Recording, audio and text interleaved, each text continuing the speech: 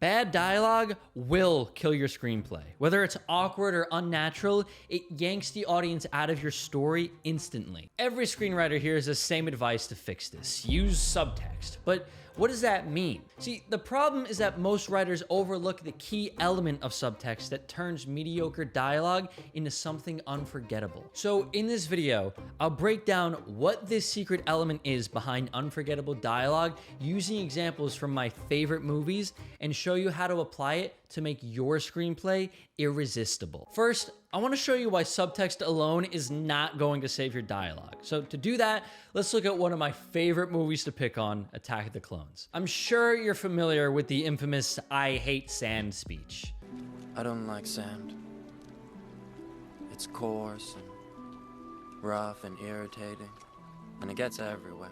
This scene is arguably packed with subtext. Anakin's disdain for sand reflects his harsh childhood as a slave, but the dialogue itself is just, well, it's bad. It feels out of place, disconnected from the tone of the scene and the character himself. The problem isn't simply that it's on the nose, it's that there's no emotional authenticity.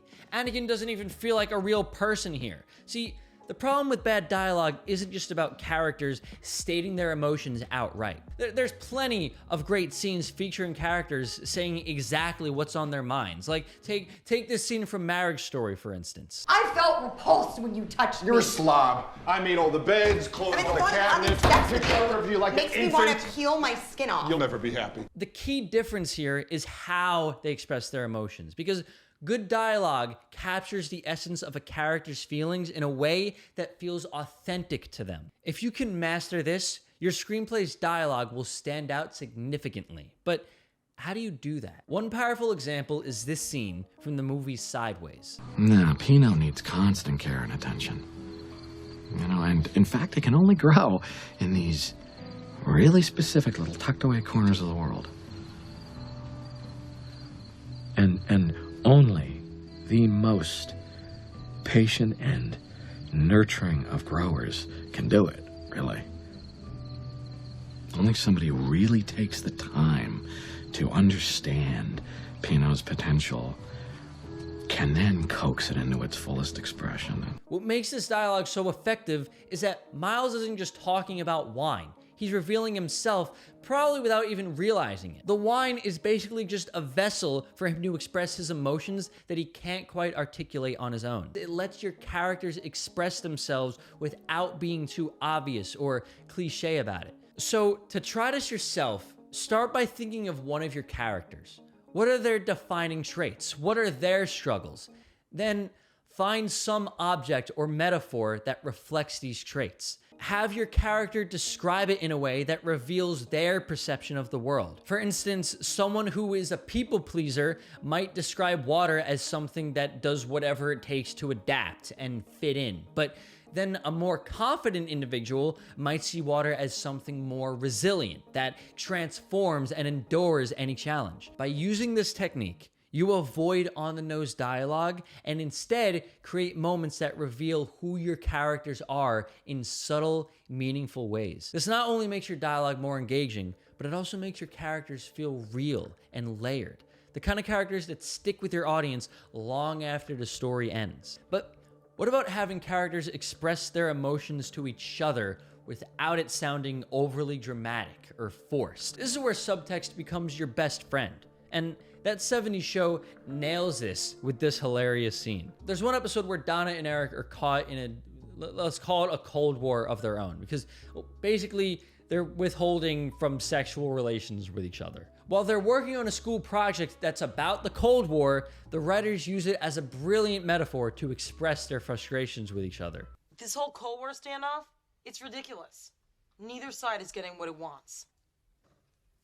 So, what you're saying is, by hurting each other, they're actually hurting themselves. Yeah. It must be incredibly frustrating for both sides. Both of them are just building up and building up.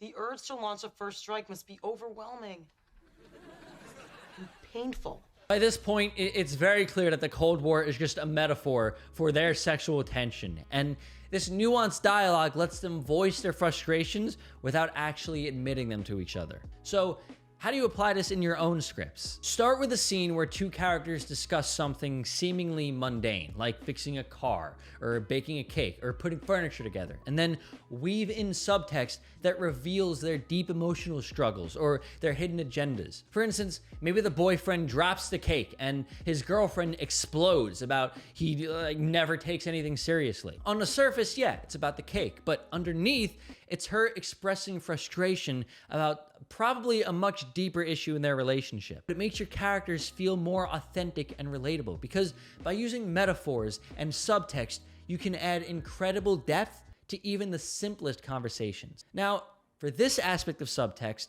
think back to a time where you watched a Tarantino movie and felt that a scene was completely random. Like, maybe you even asked yourself, what was the point of that? What if I told you that those seemingly pointless moments might actually be the very reason that his movies are so legendary? When done right, scenes like this can make your dialogue unforgettable and set the stage for some of the most compelling moments in your story. Let's look at why one of the most random scenes in Pulp Fiction is actually anything but that, and how you can use the same concept to elevate your dialogue. Antoine probably didn't expect Marcellus to react the way he did, but he had to expect a reaction. It was a foot massage. A foot massage is nothing. I give my mother a foot massage. No, it's laying your hands in a familiar way on Marcellus's new wife. At first glance, this just seems like two guys debating foot massages, but when you dig deeper, it reveals a lot about the character. Vincent defends the seriousness of a foot massage. This subtle debate establishes Vincent's views on loyalty and boundaries, setting up his internal struggle when he begins to catch feelings for Mia later on in the story. And I said, don't be rude. Drink your drink, but do it quickly. Say goodnight. It's not just some spur-of-the-moment decision for Vincent to resist Mia's charm. This scene shows us the mental groundwork for why he holds everything back. It's layered storytelling disguised as casual banter, but it doesn't stop there. The scene also establishes Marcellus's brutality, so when Vincent and Mia interact with each other, the tension is backed into every moment because we, the audience, are thinking, Vincent better not mess this up or Marcellus might throw him off a building. This seemingly pointless conversation lays the foundation for stakes and suspense later on in the movie. So, how do you apply this in your own screenwriting? Start by thinking about your characters' defining traits and moral boundaries, especially the ones that they'll grapple with later on in the story. What decisions or conflicts are they going to face? From this, create a casual conversation or debate that reflects those traits on a smaller scale. So, let's say that one of your characters betrays a friend towards the end of the movie. Show him like taking something small and insignificant. Like maybe he steals one of his French fries from his friend's plate without him even noticing. While it might seem minor, it sets up the idea that betrayal comes easily to him. And like the Pulp Fiction example, make sure it works on two levels, where on the surface it's about something mundane, but underneath you're actually planting seeds for the story's bigger conflicts. This is what makes Tarantino's characters so compelling, because by introducing their internal struggles in creative and subtle ways, they become a lot richer and more dynamic. But let's take this a step further and explore another technique that can transform your dialogue. This is a tool that keeps your audience glued to the screen, making them feel like insiders, and it adds a layer of tension to even the simplest conversation. Here's how it works. Have you ever watched a scene where one character says something that seems innocent at first, but you know better? Like, okay, for instance, let's take a look at Dexter, which, by the way, I think is my favorite TV show. I've seen it like 4 times already, and I'm using the release of the new series as an excuse to watch it a 5th time. I know, I have no life. If you've seen Dexter, you probably remember the Trinity Killer.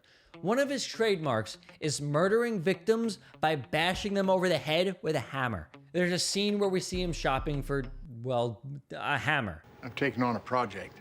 How big? Almost more than I can handle. And I don't have a lot of time. Maybe you need another hand or two. There's plenty of laborers out there. No. I work alone. Sounds like you need the right tool for the job. So much work. But I have to finish what I started, right? Yeah, I guess. The store clerk thinks that he's just talking about some home improvement project, and based on his response, honestly, he very well could be. But we, the audience, know the truth. His project is his next murder. While everyone else is oblivious, we're squirming in our seats because we know exactly what he means. This insider knowledge turns an otherwise ordinary scene into something memorable. So, how can you do this in your own scripts? Start by giving your character a secret, something that only they and the audience knows. Then have them state that secret in plain sight, but disguise it. So, off the top of my head, imagine that a character invites someone over for dinner, but he poisons their food. As they both eat, the host casually says, "Oh, I added my special ingredient." The guest might think that it's like a spice or something, but we know the truth. That double meaning keeps the audience on edge and elevates the scene. This insider knowledge makes every single word more compelling, and you just can't look away. The key is to let your character's secret color their words with hidden layers. This not only adds tension, but it gives your audience the thrilling sense of being in on it. Done well, this technique turns everyday dialogue into an emotional roller coaster. If you want to take your storytelling to the next level and keep your audience hooked from start to finish, suspense is the key. It's what makes them lean in, wondering what's going to happen next. And in this video, I'll show you exactly how to create suspense that doesn't just work, it keeps your audience engaged and begging for more. Click here to watch it now and discover how to make your story unforgettable.